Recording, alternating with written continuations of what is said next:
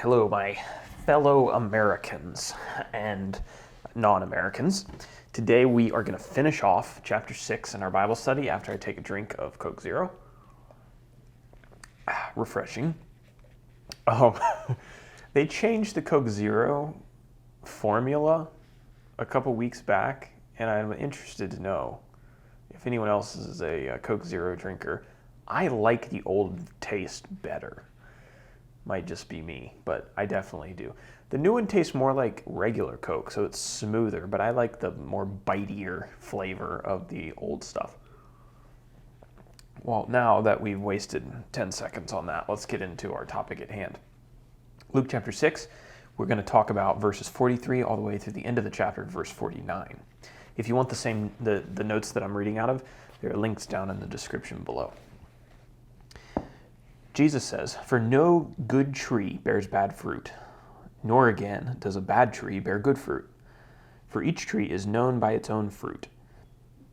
For figs are not gathered from thorn bushes, nor are grapes picked from a bramble bush. The good person out of the good treasure of his heart produces good, and the evil person out of his evil treasure produces evil. For out of the abundance of the heart his mouth speaks." Jesus used almost this exact same language when talking to the Pharisees in Matthew chapter 12, verse 33 through 37. Remember what Jesus has just been talking about in context. In the last couple of videos, we talked about Jesus discussing blind guides, those who fancied themselves to be teachers and yet they were steering people in the wrong direction. In the last video, we talked about those who wanted to get the speck out of their brother's eye while having a log in their own eye. And Jesus called those people hypocrites. Well, how do you identify bad teachers and hypocrites and people who you don't want to be like? And how do you identify an unrighteous man versus maybe just a man who has some failings and some stumblings but is trying his best? Well, Jesus is going to tell us here, and it has to do with this illustration that he gave of fruit trees. So let's say that you have an orchard.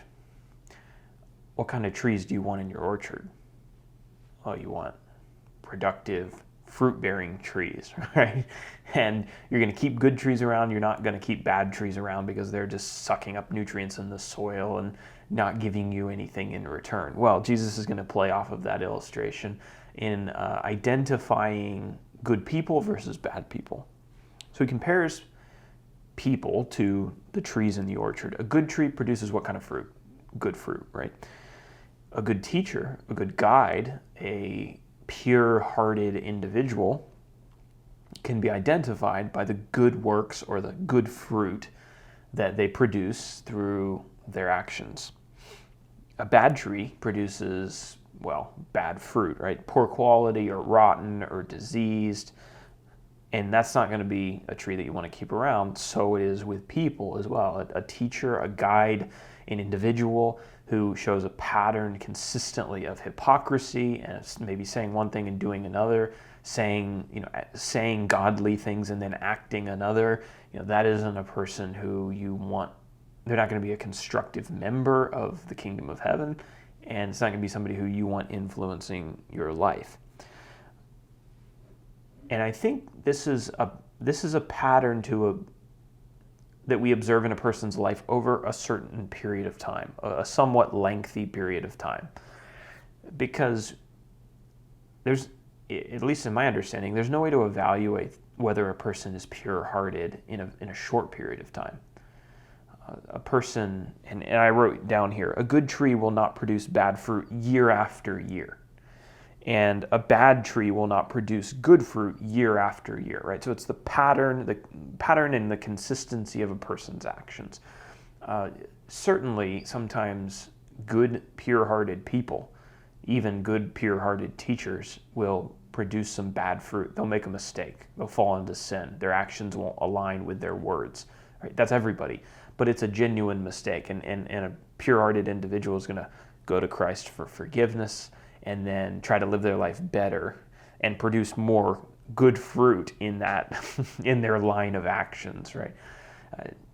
That's different than a bad tree that produces bad fruit. A bad tree that produces bad fruit is somebody who does something wrong and then persists and continuing in bearing that same bad fruit with no real effort to make it right or to change their life or to bring it into compliance with Jesus. So watching somebody over time is how we identify a good person from a bad person, a good teacher from a bad one.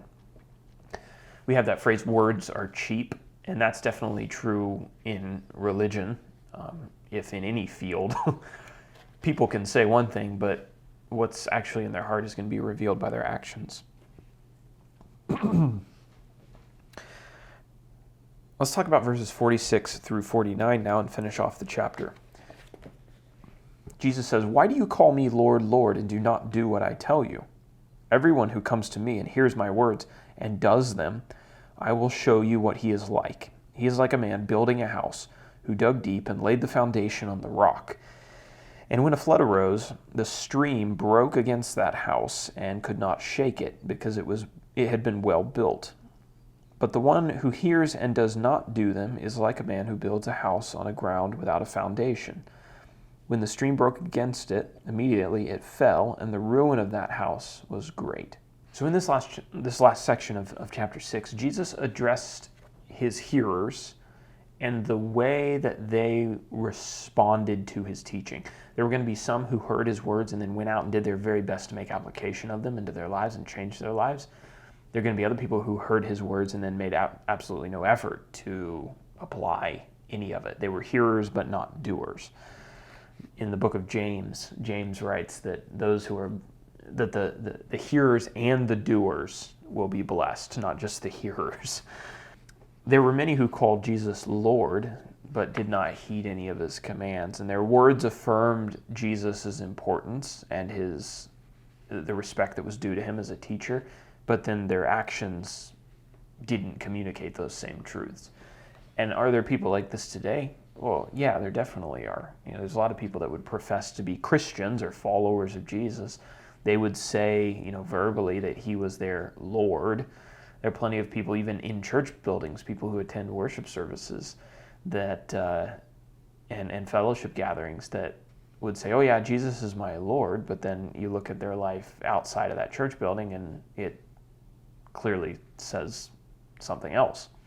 They sing songs about Jesus being Lord. They talk about it. They affirm truths in a Bible class, maybe that things that Jesus taught, but then there's no real effort to apply any of those. So just like back in this day, there's the same kind of people exist in the world today. And Jesus is going to he's going to give an illustration that illustrates these two kinds of people and what the ultimate end of them will be. So Jesus gives a parable to illustrate the difference between a person who heard and applied his words versus a person who heard but didn't apply. The man who hears and applies is like a man who builds a house on a deep foundation. The man who hears and doesn't apply is like a man who builds his house on top of the soil without a foundation. So those who hear his words and do them will have a solid foundation on which to build their lives. If you have a sturdy foundation, what does that do for you? Well, it gives you security and it grounds you. And so when storms come, figurative storms, the storms of life come, your foundation is going to be firmly rooted and what you've built isn't going to go anywhere. So no tragedy or storm of life will be able to topple a life that's devoted to God. Not even death can capsize a life built on God. Because Jesus tells us that even if somebody takes away your life, he still got you secure in eternity. Your soul is still in his care. The end of Romans chapter 8, where it talks about what can stand against us because God is on our side. In Matthew chapter 10, Jesus tells the apostles before he sends them out on their little short-term ministry of preaching, he says, "Don't fear those who can kill the body but can't kill the soul, because God has you secure." So a life built on the principles of Jesus, people that hear them and go out and apply them, they're building that strong structure that's rooted in the rocks. Now, in contrast, those who hear his words and do not do them will have their foundation torn out from under them. You can't have confidence in the lasting value of what you're building if you're building it on a foundation other than Jesus. Those who choose to build their lives on something other than the doctrines of Christ can, in this life, have their sense of worth and their sense of purpose torn out from underneath of them. Their hearts can topple from atop their earthly treasures. Jesus says that where your treasure is, there will your heart be also. If your heart's in earthly treasures and somebody takes those treasures away from you, your heart can collapse. Your sense of purpose and worth and value and identity can collapse. But if your heart is built on a foundation of the principles of Christ and putting value in spiritual things, God tells us no one is taking that away from you because you're in my hand and I'm holding you firm. Eternally speaking, all who refuse to heed Jesus' words and to build their lives on Christ will lose their lives in eternity. So you think about this. Anyone who finds their worth in earthly things is putting their value in something that could potentially vanish in this life. Right? So they could suffer an existential crisis here on the earth before they die. But in the end, when we die, or when Jesus returns, all of those people who built their identity around something other than Jesus are going to have their identity stripped away, because eventually everyone's going to die. Everyone's going to have to give up everything except what is secured in Christ. And so if you're in a good relationship with Christ, that's a good thing. But if you're not in a good relationship with Christ and you put your identity somewhere else, you build on another foundation, then it's going to be a really terrible thing to meet Jesus, having valued other things greater than him, and having spent your entire life building something that isn't going to pass on into eternity. Maybe you're somebody who is haunted by your life's lack of purpose. The world tries to ascribe value and purpose to a lot of things that it does. But ultimately, at the end of the day, a lot of the things that the world does they're kind of meaningless. Right? They don't have any real lasting value, real purpose behind them. They're not built on anything that's going to last. At the end of the day, if there is no God and we're living in a atheist worldview, there's not meaning to life. People can say that there is. People can ascribe certain meaning to certain things that they do, but there's no ultimate meaning to life. Maybe you're somebody who's looking for that and looking for how to build your life around something that actually matters.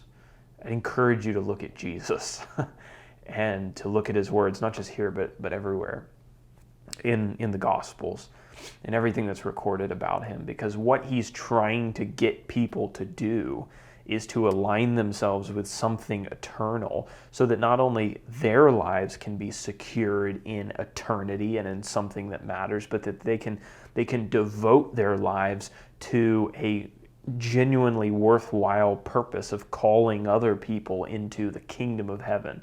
And he's already told us that the kingdom of heaven is going to be the only thing that lasts in the long term. Right? And if that's the case, it's really the only ultimate purpose that we can have. Right? To be on God's side, to align with him, to serve him and work alongside to accomplish his purposes and his desires, because in the end, that's all that there's going to be. Everything else is temporal. So if you pour yourself, if you don't apply Jesus' words and you buy into the world's lies, everything that you work for is going to vanish. Only in applying Jesus' instructions will you be working for something that's going to last forever. So, building your life on Christ is the only thing guaranteed to hold up through not only the storms of life, but also through the storm of God's judgment on the judgment day at the end of time, and to progress on into eternity.